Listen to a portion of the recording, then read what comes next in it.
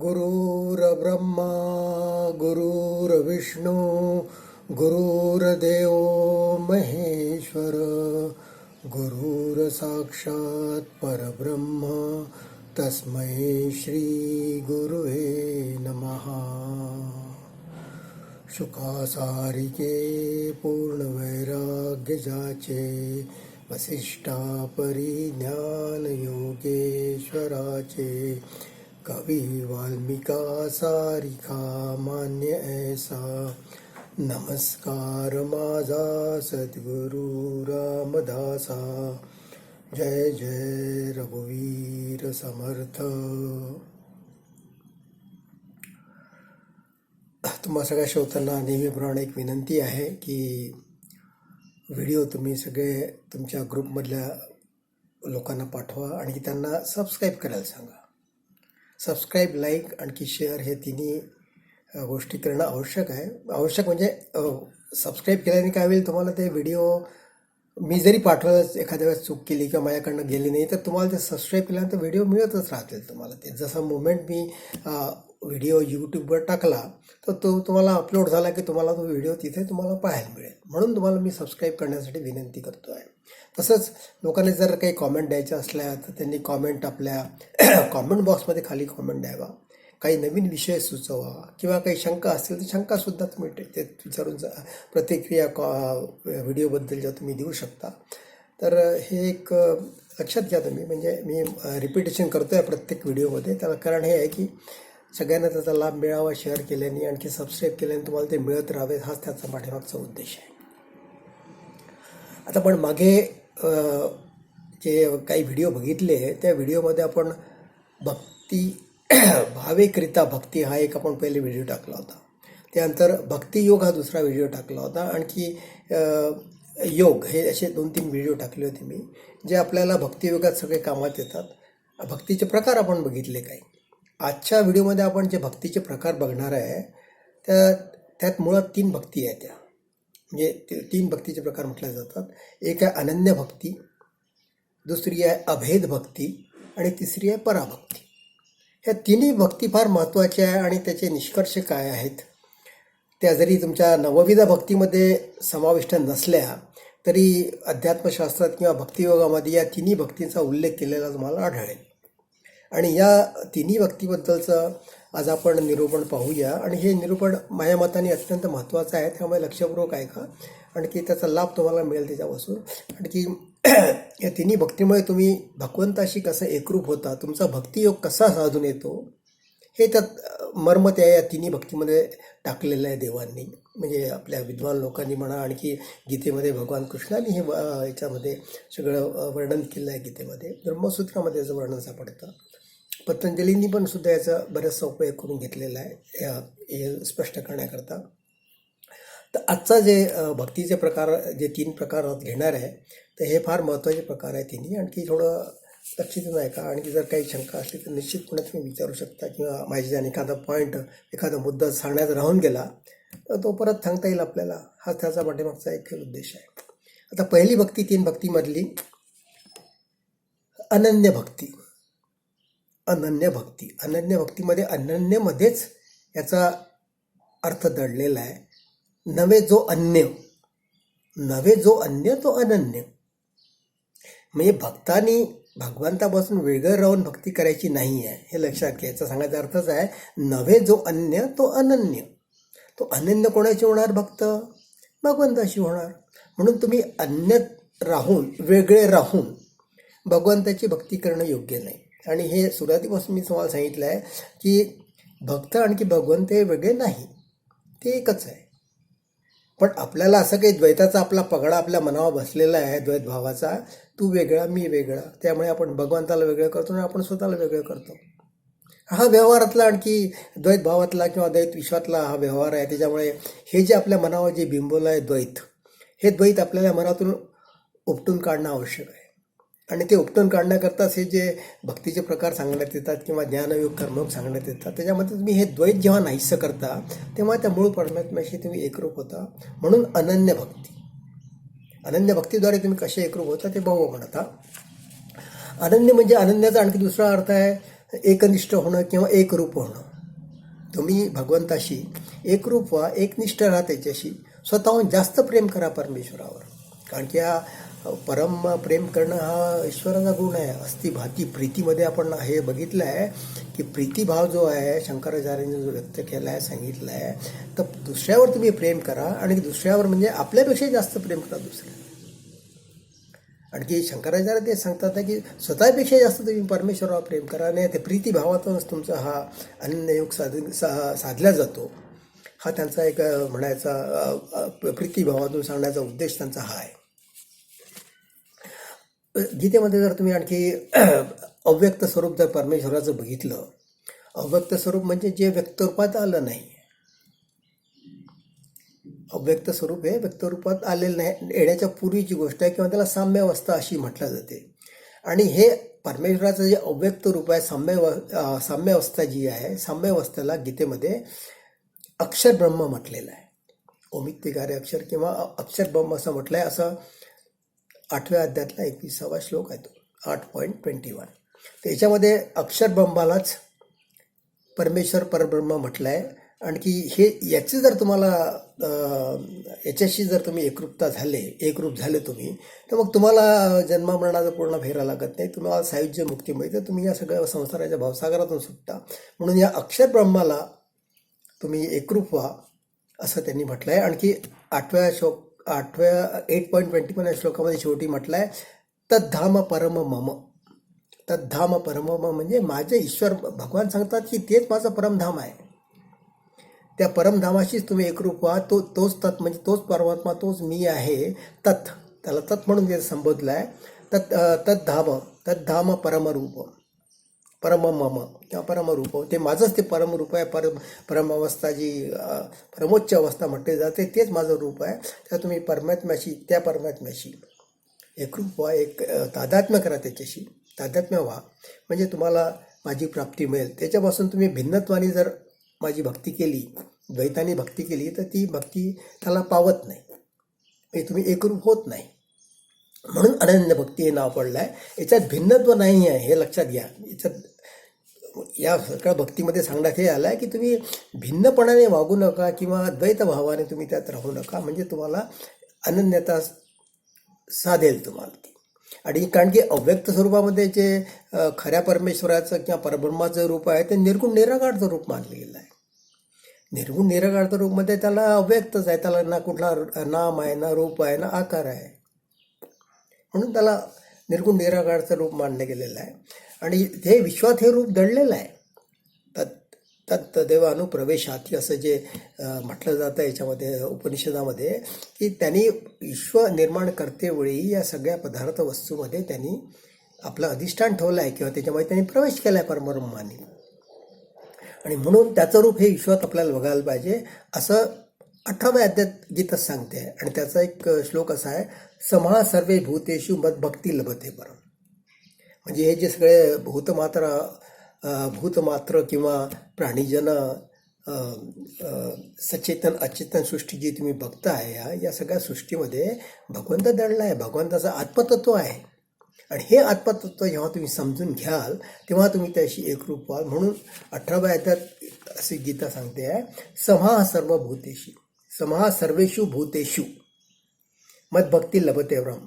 समहा म्हणजे आता यांनी काय म्हटलं आहे, समत्व. तुम्ही समत्वाच्या दृष्टीने बघा.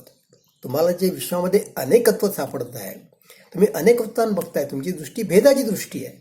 आपली जी चर्मदृष्टी आहे ही चर्मदृष्टी भेदाची असल्यामुळे आपण प्रत्येकामध्ये भेद बघतो. तो काळा, तो गोरा, तो उंचड, तो ठेंगणा, तो ज्ञानी, तो मठ्ठ, ती स्त्री, तो पुरुष, तो पशु, तो पक्षी, अशा पद्धतीचा आपण जो भेद बघतो, ही भेदाची दृष्टी तुम्हाला कामाची नाही आहे. तिथे तुम्हाला एकत्वाची, समत्वाची दृष्टी पाहायला पाहिजे. आणि समत्व हा ईश्वराचा गुण आहे. षड्गुणेश्वरामध्ये मी तुम्हाला सांगितलं आहे की धर्म म्हणजे त्याचा धर्म कसा आहे. परमेश्वराचा धर्म जो आहे हा धर्म समतेचा धर्म आहे. परमेश्वर हा दुजा भावानी, विषम भावानी प्राणीमात्राकडे बघत नाही. त्याचे आपण 2 उदाहरणं बघितले होते, पाणी आणखी अग्नी. पाणी म्हणजे वाघासाठी वाघ क्रूर आहे म्हणून वाघासाठी घाण पाणी द्यायचं किंवा जे योग्य पाणी नाही आहे पिण्याकरता ते द्यायचं. आणखी गाय सोजवळ आहे किंवा ममतीची एक पशु आहे, तो पालन पशु आहे, त्याच्यापासून आपल्याला बरेच फायदे होतात म्हणून गाईला अमृतासारखं पाणी द्यायचं, असा पाण्याचा धर्म नाही आहे. तसंच अग्नीचं पण तसंच आहे. अग्नीमध्ये तुम्ही हात टाका, कोणाचे हात असो, तो साधूचा असो, पापीचा असो, आणखी कोणाचा असो, तो हात जळणार. हा अग्नीचा धर्म आहे. म्हणजे ते आपले धर्म सोडत नाही. आणि असा जो समतेचा धर्म आहे हा परमात्म्याचा धर्म असल्यामुळे तुम्ही समत्वाच्या दृष्टीने विश्वरूपामध्ये बघा, तर ही समतेची दृष्टी जी सांगितली आहे भगवंतांनी या श्लोकामध्ये, समहा सर्व भूतेषु मद्भक्ती लभते परम. म्हणजे जर तुम्ही समतेच्या दृष्टीने जर सगळ्या प्राणीमात्राकडे बघितलं तर ती माझी सगळ्यात श्रेष्ठ मद्भक्ती लभते परम. म्हणजे मला ती माझी सगळ्यात श्रेष्ठ भक्ती आहे. जेव्हा तुम्ही समदृष्टीने वागता सगळं विश्वामध्ये चराचरामध्ये, तर ही तुम्ही समदृष्टी प्राप्त करा. आणि समदृष्टी जर प्राप्त झाली तर तुम्ही मला अनन्यता, म्हणजे तुम्ही मला येऊन मिळता. समतेच्या दृष्टीने तुम्ही अनन्यता साधता, असं त्यांचा सांगण्याचा अर्थ आहे. तर ही अनन्यता जी साधायची आहे ही समतेच्या दृष्टीतून साधल्या जाते, असा या पहिल्या श्लोकाचा अर्थ निघतो. आणखी याच्यामध्येच तुम्हाला समतेची दृष्टी घ्यायची म्हणजे काय, तुम्हाला आत्मज्ञान पाहिजे की बा आत्मतत्व जर बघितलं प्राणीमात्रामध्ये ते एकच आहे. तुम्ही नामरूप वगळून टाका, नामरूप आगार वगळून टाका आणि उपाधी त्याची काढून टाका. आपल्याला जी स्त्री पुरुषाची उपाधी लागली आहे, देहाची उपाधी लागली आहे, प्राणीमात्राचं वेगळे शरीर दिसतं, नाम दिसतं, रूप दिसतं, ते जर काढून टाकलं तर आत्मतत्वाने ज्या चैतन्याने ते जिवंत आहात, ते चैतन्य जर तुम्ही बघितलं तर चैतन्य आत्मतत्व एकच आहे. आणि म्हणून ही समत्वाची दृष्टी जेव्हा तुम्हाला प्राप्त होईल आणि ज्याचा तुम्ही अनुभूती घ्याल, अनुभव घ्याल, प्रचिती घ्याल, तेव्हा तुम्हाला त्याशी एकरूपता असेल. हे असं त्यांचं समतीच्या दृष्टीवर पहिलं व्याख्यान आहे किंवा पहिला त्यांनी हा मुद्दा असा सांगितला आहे की तुम्ही समतीची दृष्टी घ्या. आता याच्यामध्ये एक साम्य अवस्था येते. साम्य अवस्थामध्ये काय आहे, साम्य अवस्थामध्ये समदृष्टी दडलेली आहे. कशी साम्य अवस्थेचं आपण एक मागे उदाहरण बघितलं, याच्यामध्ये उपादान कांडामध्ये माती. आता माती निव्वळ जर माती घेतली तुम्ही तर मातीमध्ये कुठले पदार्थ मातीपासून तयार होतात हे त्या कुंभारालाच माहीत आहे. मातीपासून तो कधी घटी तयार करतो, मातीपासून कधी बावल्या तयार करतो, मातीपासून कधी पणतेही तयार करतो तो. तर हे व्यक्तरूप झालं. कुठलं व्यक्तरूप झालं, पणत्या झाल्या, तुमचं घट्ट झाले, तुमचे बाहुल्या झाल्या, ह्या मातीपासून निघालेले व्यक्तरूप आहेत. पण माती जेव्हा निव्वळ माती स्वरूपात असते तिला अव्यक्तरूप म्हटलं जातं. म्हणजे अव्यक्तातून जेव्हा व्यक्त निर्माण करता तुम्ही, म्हणजे कुंभार निर्माण करतो, तसं देवाने आपल्याला सुद्धा अव्यक्तातून व्यक्तात निर्माण झालो आहे आपण, उत्पन्न झालो आहे जन्म घेऊन. तर याचा अर्थ असाच आहे की एकातून तुम्ही अनेकत्व जरी निर्माण झालं तरी त्याच्या अनेकत्वामध्ये तुम्ही भेद नका बघू, समतेची दृष्टीने बघा. तर ही जी साम्यावस्था देवानी इथे सांगितली आहे, तर ही साम्यावस्थामध्ये तुम्ही नामरूप आकाराचं जे तुमचं भेदाने बघता, गुण नाम रूप आकाराने जे तुम्ही भेद बघता प्रत्येक प्राणीमात्रामध्ये, आपल्या पुरुषामध्ये, स्त्रीमध्ये किंवा आणखी इतर पशुपक्ष्यामध्ये, तर हे तुम्ही भेद बघू नका. आणि हे जर भेद जर काढून टाकले तुम्ही तर साम्यावस्था जी असते ती साम्यावस्था ही समतेची व्यवस्था आहे. आणि या समतेच्या अवस्थेमध्ये, साम्यावस्थामध्ये म्हणतात ते, तिथे आकारे नाही आणखी निराकारे नाही. आता मातीला काय आकार आहे, काय निराकार आहे ती माती. आणि त्यातून जेव्हा कुंभार त्यातून निर्मिती करतो घटमटाची किंवा बावल्यांची, पणत्यांची, तर तेव्हा त्याला आकार नामरूप मिळतं त्याला. अशाच पद्धतीचा खेळ परमात्म्याकडनं केला जातो की जेव्हा ती त्रिगुणात्मक माया पंचभूतांच्या द्वारे अष्टधा प्रकृती निर्माण करते आणि आपल्याला जीव दिसतात, जीवप्राणी, सचेतन प्राणी दिसतात आपल्याला, हे त्या त्रिगुणात्मक मायाने तयार केलं आहे. पण तिची जर साम्य अवस्था घेतली तर साम्य अवस्था ही साम्याची व्यवस्था आहे.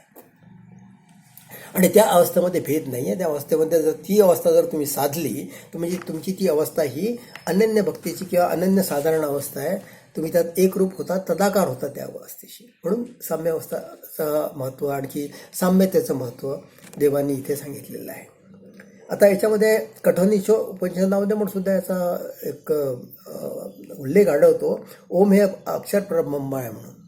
असं म्हणजे जे अक्षर ब्रह्म जे म्हटलं आहे आपण, पहिल्या याच्यामध्ये जे म्हटलं आहे तुम्हाला की अक्षर परब्रह्माला तुम्ही जर ओळखलं, त्याच्याशी जर तुम्ही अक्षर परब्रह्माशी तादात्म्य केलं तर तुम्हाला ही अनन्यता साधते. तर याचा दुजोरा कठोर उपनिषदांमध्ये सापडतो, उल्लेख सापडतो त्याच्यामध्ये.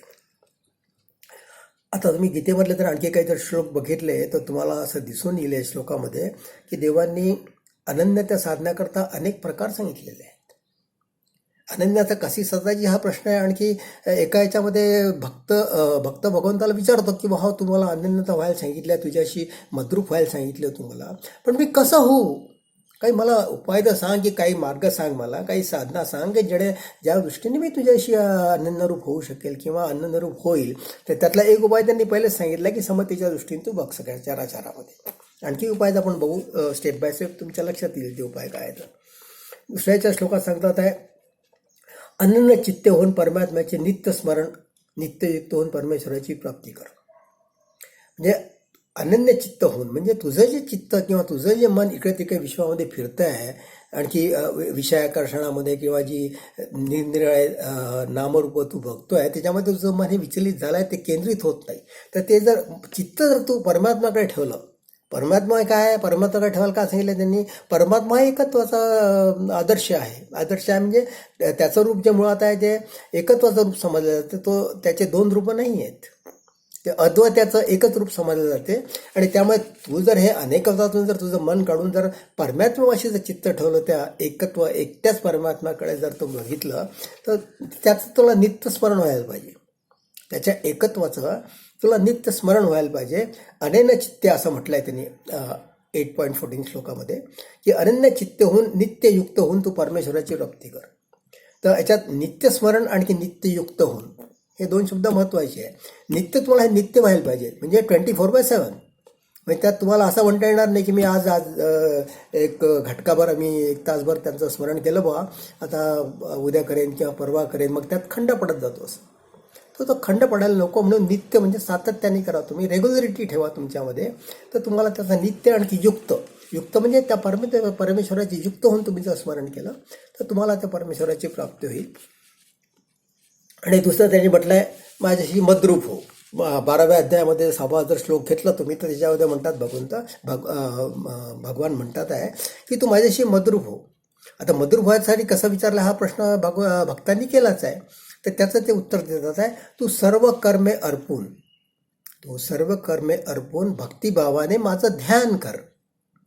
बघा काय सांगतात ते, सगळे कर्म अर्पून म्हणजे तुमचं जे स्वधर्माचरण मी आपण पहिले घेतलेलं आहे, चरण हे जे तुम्हाला करायचं आहे हे निष्काम भावाने करायचं आहे.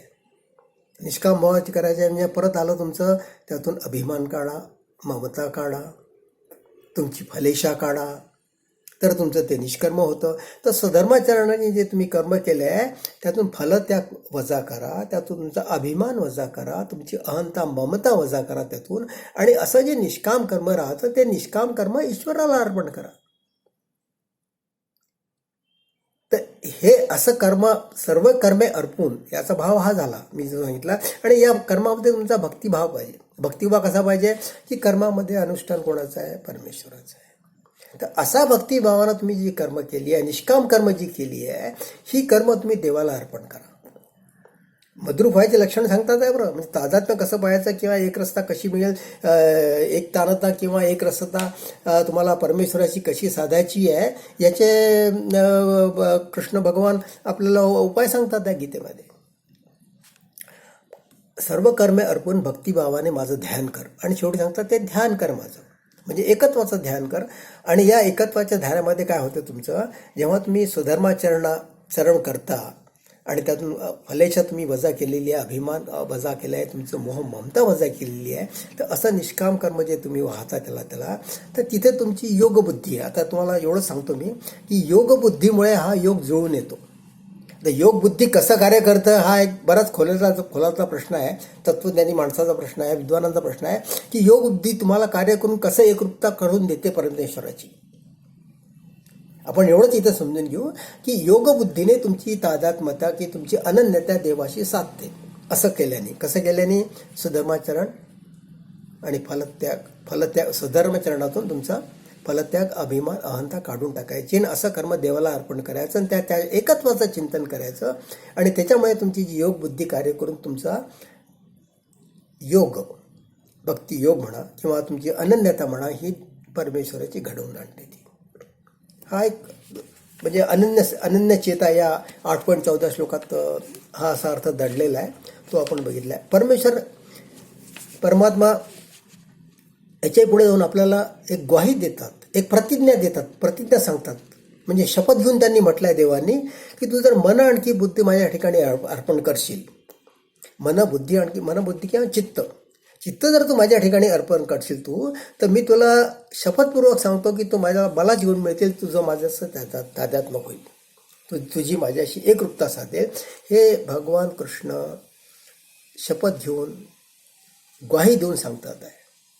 याचा अर्थ तुम्ही लक्षात घ्या. म्हणजे एवढं जे त्यांनी शब्द वापरले आहे हे फार वजनदार, आणखी फार एक विधानाचं वाक्य आहे.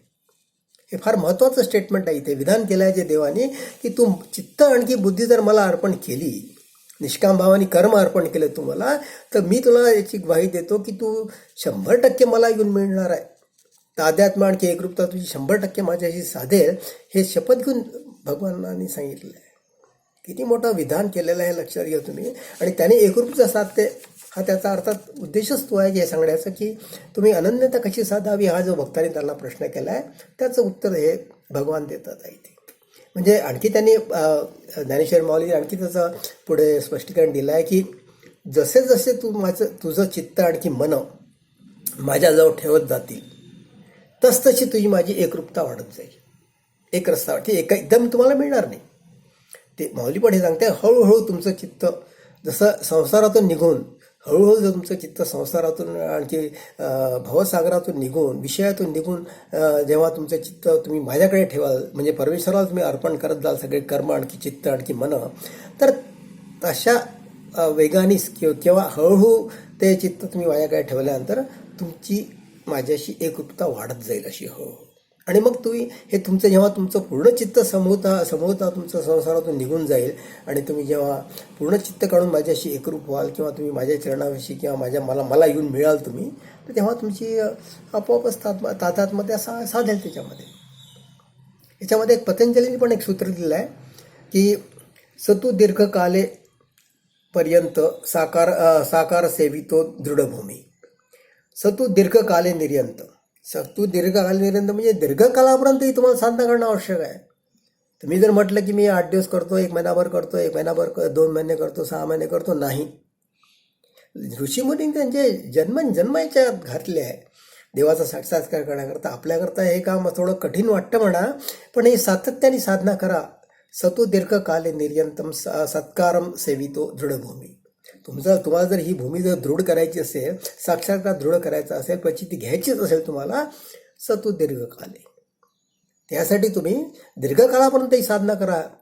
तुमचं चित्त नेहमी परमेश्वराकडे राहण्याकरता, संसारातून काढून त्याच्याकडे ठेवण्याकरता तुम्ही हे एक प्रकारची साधना ही सांगितलेली. आणि हाच एक अभ्यास योग आहे